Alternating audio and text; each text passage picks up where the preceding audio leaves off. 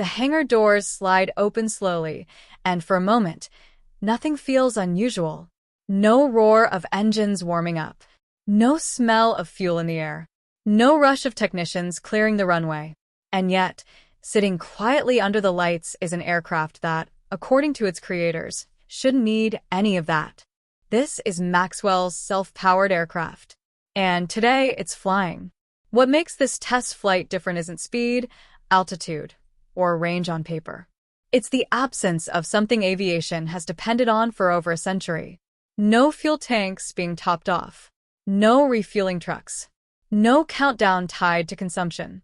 Instead, the pre-flight checks focus on balance, systems integrity, and energy stability, metrics that don't usually headline flight reports, but matter more than ever here. As the aircraft is towed toward the runway, observers notice how ordinary it looks. No exaggerated wings. No sci-fi shapes. That's intentional. The goal was never spectacle, it was compatibility. Build something that fits into existing airspace, existing rules, existing expectations, then quietly challenge the assumptions underneath them. Inside the cockpit, instrumentation lights up. Not dramatically, just steadily. Readouts stabilize. Control surfaces respond. Everything looks normal. Almost too normal. The test protocol is conservative. Short takeoff roll. Controlled climb. Limited altitude. Engineers aren't chasing records today, they're chasing consistency. The kind that tells you whether a system can be trusted beyond a single demonstration. The aircraft begins its roll. There's acceleration, but not the kind pilots are used to timing against fuel flow. Instead, the focus is on response, how smoothly thrust builds, how predictably lift develops, how the aircraft behaves when energy isn't something being burned down, but managed continuously. And then, almost without ceremony, the wheels leave the ground.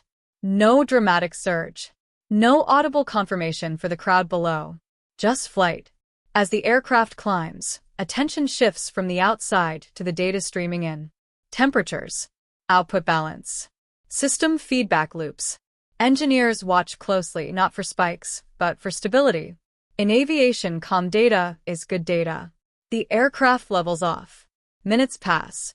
In a conventional test flight, this is where range calculations start ticking loudly in the background. Every maneuver is weighed against consumption.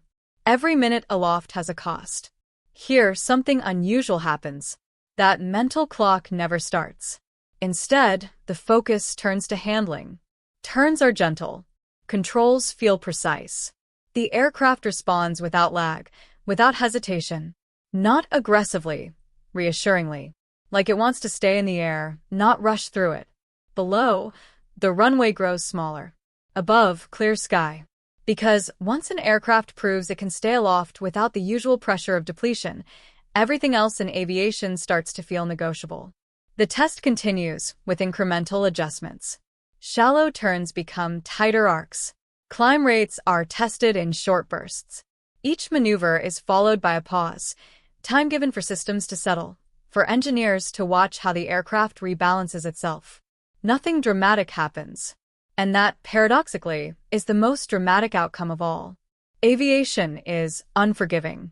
It doesn't reward ambition, it rewards predictability. And here, predictability is exactly what the data is showing. Power remains stable. No cascading corrections. No creeping inefficiencies. Inside the cabin, the experience is described as strangely quiet, not silent, but free of the constant reminder that something is being consumed. There's no subtle vibration of fuel burn, no mental accounting of how much flight time remains. The aircraft isn't rushing.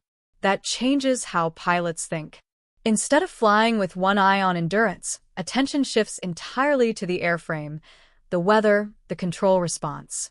Flying becomes less about management and more about precision. The test plan calls for simulated stress scenarios. Non-critical systems are cycled. Loads are shifted. Control inputs are exaggerated, not dangerously, but deliberately. Each time, the aircraft responds smoothly, absorbing the change without overreaction. Below, telemetry teams exchange glances. Not excitement, confirmation.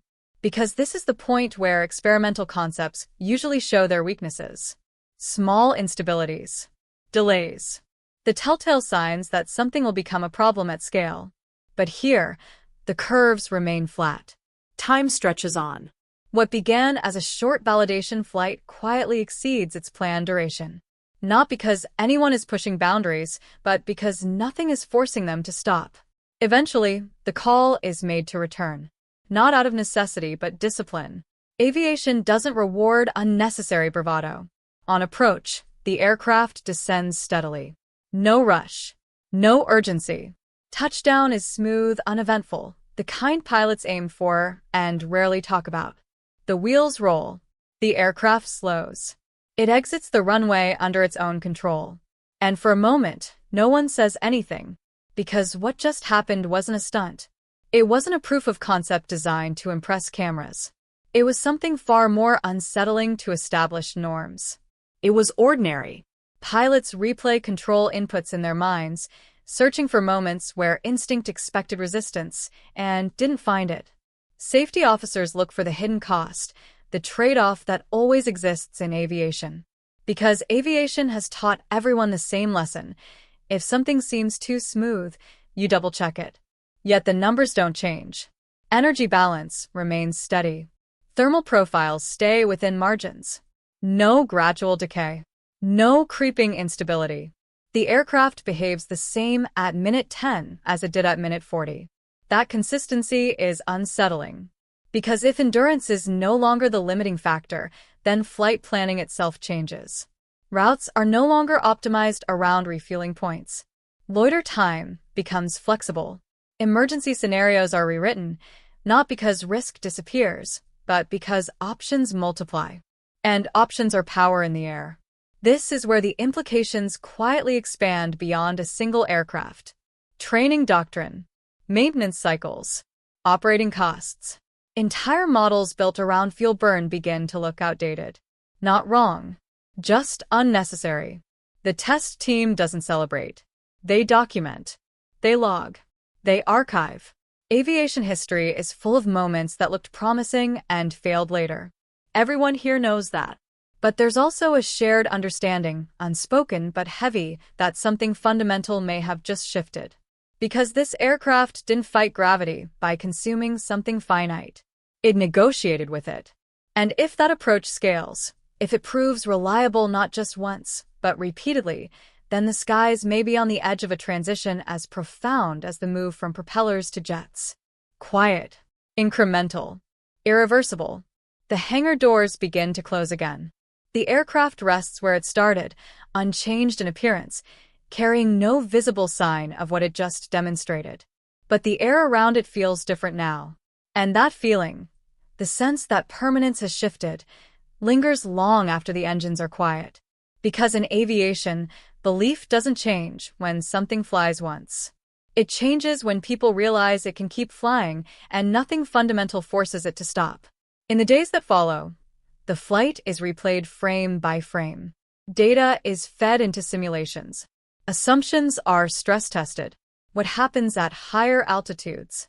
In thinner air? Under extreme temperatures? With heavier loads? Each question doesn't challenge the idea. It expands it. And that's when attention begins to drift beyond the hangar. Airlines don't call. Regulators don't comment. Manufacturers don't issue statements. But inquiries start arriving quietly. Requests for clarification. Requests for observation. Requests to understand the architecture, without committing to anything else. The kind of interest that doesn't want to be seen too early. Because if this concept matures, it doesn't just improve aviation economics, it redraws them. Fuel logistics shrink. Range limitations soften. Small airfields become more viable. Regions once constrained by supply chains gain new relevance. Aircraft are no longer tied as tightly to global energy volatility. That kind of shift doesn't announce itself. It creeps. Pilots begin asking different questions in briefings. Engineers sketch alternatives they wouldn't have considered a year ago. Training manuals acquire footnotes. Quiet ones. And the aircraft itself? It waits. Not as a prototype desperate to prove something, but as a platform, ready to be tested again. Longer. Harder. under conditions that don't forgive mistakes. Because the next flights won't be about novelty. They'll be about repetition. And repetition is where aviation decides what belongs in the sky and what doesn't. For now, the runway is empty again. The sky looks unchanged. Commercial traffic hums overhead, burning fuel the way it always has, to disappear. Future test flights are scheduled with increasing ambition. Slightly longer durations, slightly higher ceilings, slightly more demanding profiles. Each one designed not to impress, but to exhaust the system, to find the point where theory finally breaks. Yet with every additional flight, something subtle happens. The confidence grows, not excitement, not hype, but the kind of confidence aviation respects.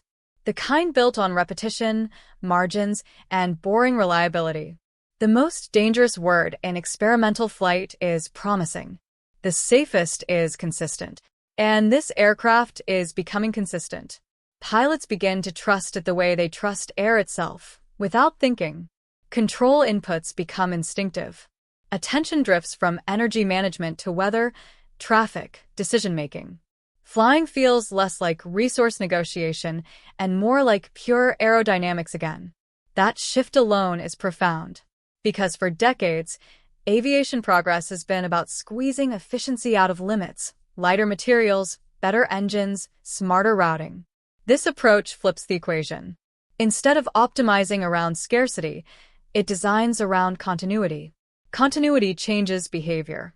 It changes how long an aircraft can stay on station, how missions are planned, how emergencies are handled. It reshapes not just commercial aviation, but humanitarian operations, surveillance, disaster response, any scenario where time aloft matters more than speed. And still, there's restraint. No grand claims. No public timelines. No promises of revolution. Those closest to the project know better. Aviation doesn't reward those who announce the future too early.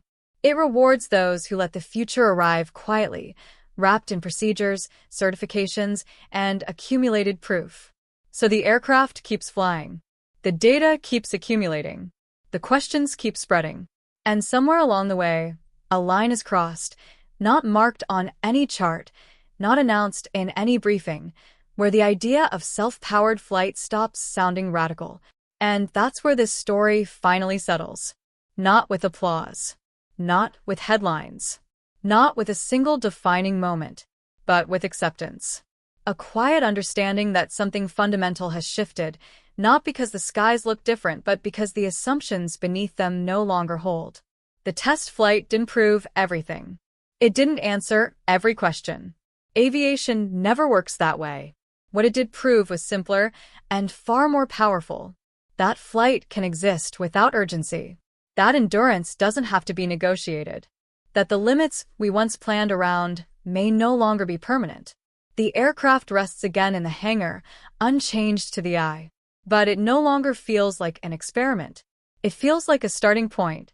And when the next generation of aircraft eventually takes to the sky, quietly, efficiently, without the rituals we've always accepted, this flight will be remembered not as a breakthrough,